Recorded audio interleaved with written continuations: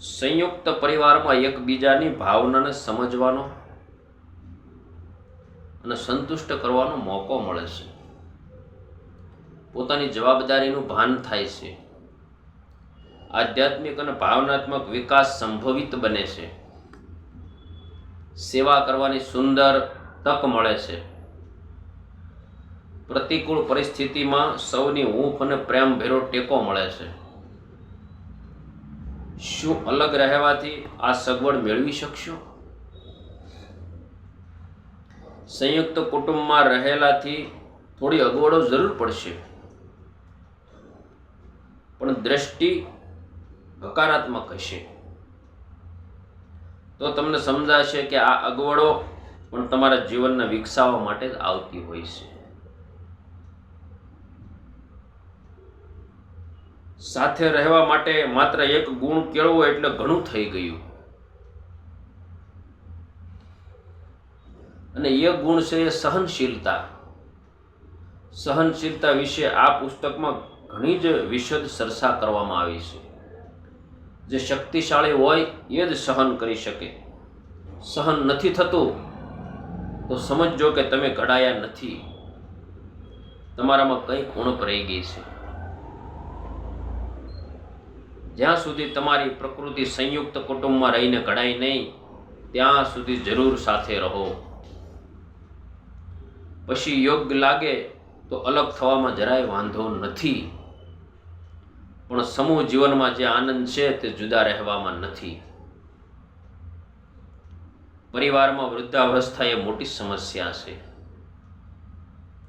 વૃદ્ધાવસ્થામાં માણસ બાહ્ય પ્રવૃત્તિથી લગભગ નિવૃત્ત હોય છે.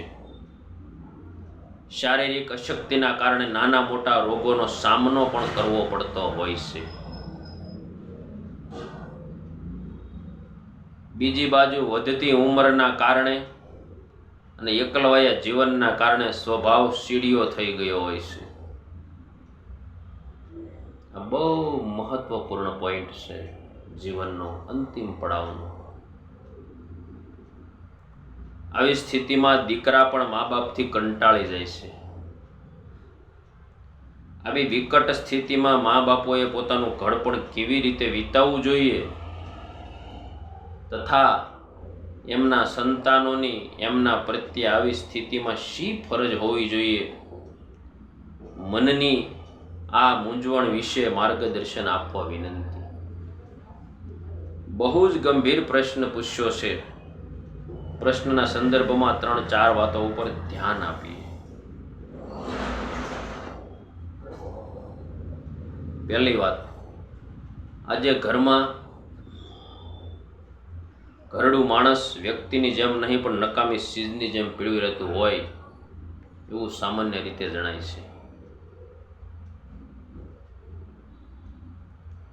જ્યાં આવતા તેને કોઈ સાંભળતું પણ નથી, જતા આવતા તેને કોઈ સાંભળતું પણ નથી. જેને આખા વંશનો બગીચો લોહી રેડીને ઉછર્યો એનું ઘરમાં ન કોઈ સ્થાન છે, ન કોઈ સન્માન છે. સન્માનની વાત તો બાજુએ રાખો ભાઈ, પરંતુ તેનું ઘોર અપમાન પણ ક્યારેક થાય છે. ઘણીવાર મા બાપની તબિયત કેમ છે એ પૂછવા માટે પણ સંતાનોના હોઠ ખુલતા નથી. મા પરાણે પગ ઘસડતી મંદિરે જતી હોય અને એના દીકરાની ગાડી પવન વેગે બાજુમાંથી પસાર થઈ જાય, એ દ્રશ્ય વિશે શું કહીશું? બેવડા વળી વળીને દીકરો અને એના મિત્રો ડ્રોઈંગ રૂમમાં હસતા હોય અને ઓચિંતો ઘરના વડીલ માટે ફોન આવે તો કહી દે હમણાં તો એ આરામમાં છે, સાંજના ફોન કરજો. આ પરિસ્થિતિ વિશે શું કહીશું? સંતાનો એ વિચારતા નથી કે અમે મા બાપ પ્રત્યે આજે જે વ્યવહાર કરી રહ્યા છીએ એવો જ વ્યવહાર આવતીકાલે અમારા સંતાનો પણ અમારા પ્રત્યે કરશે, ત્યારે શું કહીશું? માટે સૌથી પહેલા વાત મારા સંતાનોને એ કહેવી છે કે મા બાપ ગમે તેવા હોય તો પણ તમારા માટે ઉપકારી છે. એમના કારણે જ તમે આગળ આવ્યા છો. એમ સમજી તમે ખૂબ સેવાભાવથી એમની જરૂરિયાતોનું ધ્યાન રાખો, એમને માનસિક રાહત આપો, લાખ માળાઓ ફેરવવા કરતાં પણ મા બાપના ઉકળતા લોહીને ઠારવું એ મારા મનથી મોટો ધર્મ છે. વૃદ્ધાવસ્થા ભોગવતા મા બાપને પણ મારે કેટલીક વાતો કહેવી છે.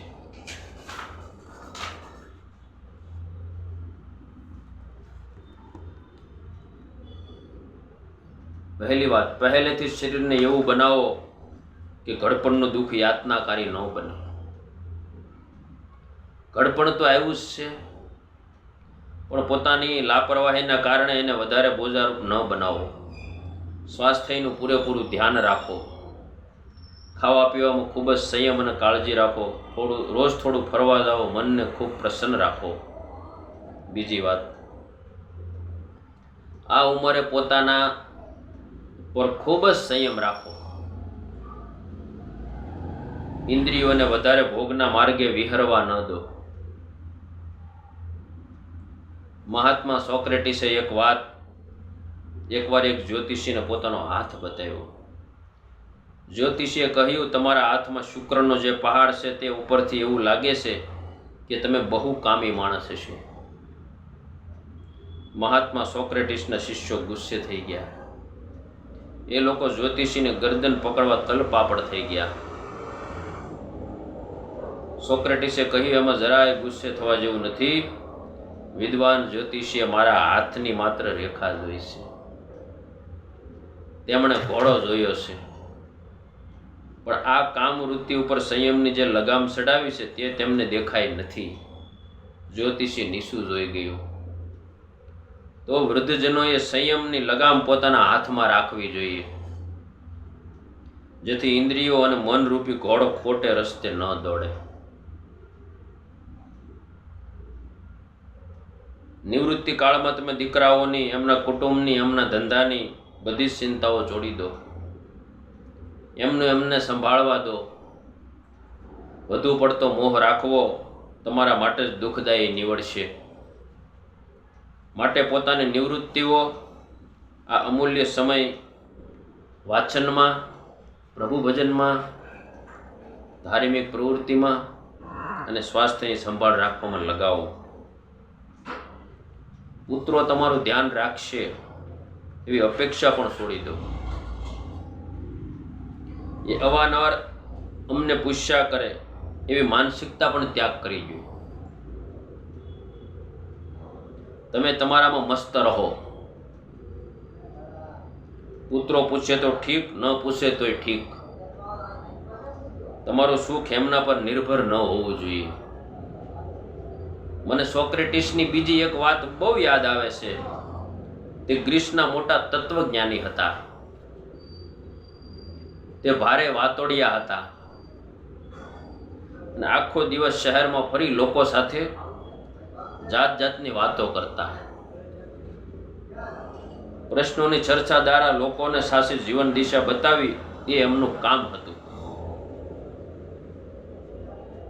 આવી બધી પારિવારિક વાતો મિત્રો, આ વિડીયોને ખૂબ શેર કરજો. બધાને માટે આ શબ્દો લાભકારી, ગુણકારી અને સંયમકારી નીવડશે.